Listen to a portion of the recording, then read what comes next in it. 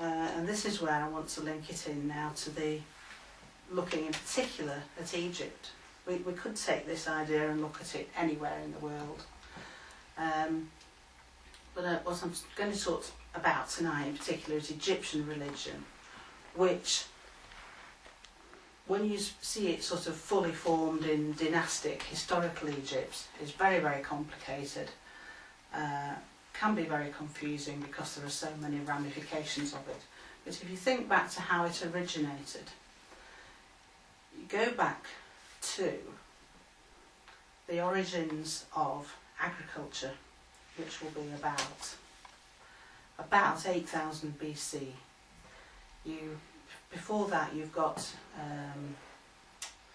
we've got climate change coming in here, very old climate change. North Africa, end of the last ice age, was savanna grassland all the way across.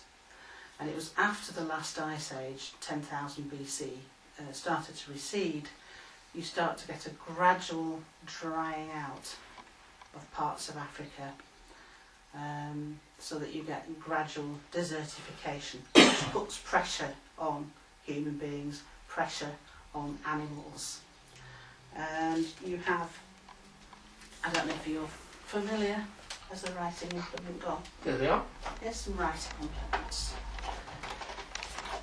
I'm sure you're all familiar with the geography of Egypt, but just very briefly, we've got, that's the delta, roughly the Nile, around there and down here. Very roughly, on the far right hand side of Africa, you have a gradually increasing desert, and running through it, running from south to north, is a river. And as the land dries out on either side, you still have lush vegetation along the banks of the river, but it's very, very narrow. And on either side, you've got unchartable, very dangerous territory, which is somewhere you could die if you didn't know what you were doing and you got lost. Whereas here, you've got vegetation, you can grow crops. So the people who originally would have been wandering about freely anywhere across the whole of North Africa are being pressurised by climate change to being reliant on the vegetation in the Nile. They are pressured into coming together, they are pressured into coming in close contact with the animals that they rely on, and eventually it becomes necessary for them to settle down, or it becomes something that they find is possible for them to do, whether by accident or by design. They begin to grow crops, taking advantage of the annual flooding of the Nile, which is, as Egypt has been described as the gift of the Nile. If it wasn't for annual flooding from rainfall in the Ethiopian highlands further to the south, they wouldn't have had this depositing of alluvial soil along the banks of the Nile each year, allowing very, very rich growth of food crops.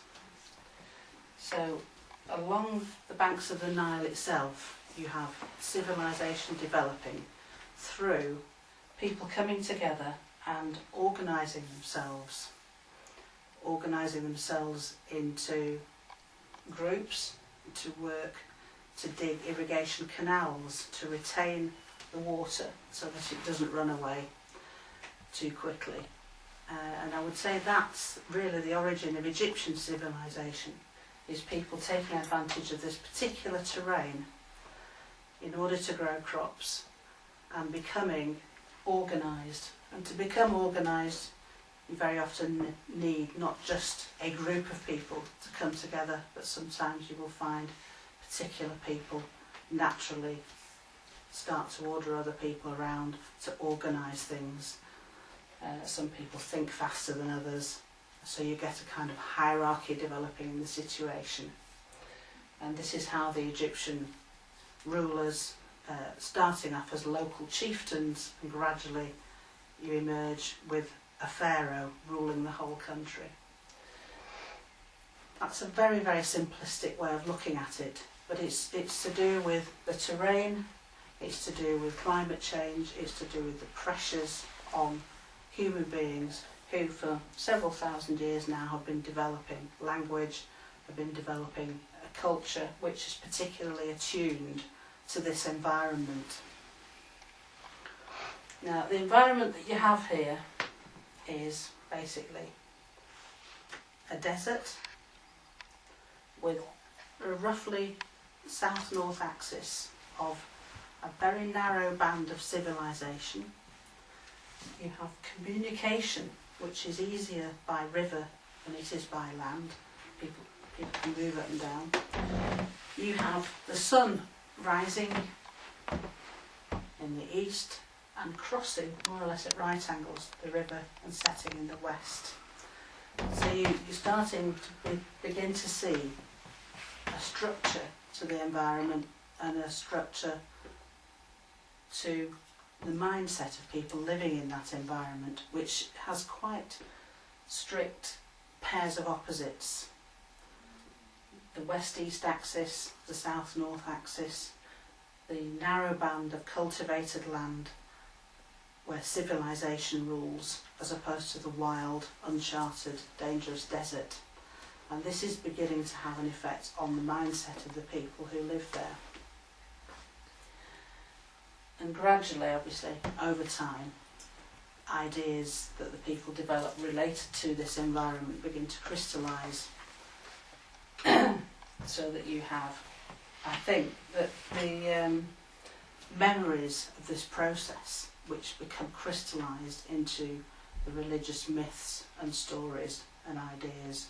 For example, the god Osiris is thought to be the first farmer, the first king, the first person to make beer, to make wine, to grow crops. He's a kind of John Barleycorn figure. So I think this is a figure that harks back to this formation of an agricultural community as opposed to the hunting and gathering community. He has a brother called Set or Seth, who in some guises represents foreign lands, chaos, things that have got out of order, who is diametrically opposed to this civilised, grain-growing first king of Egypt.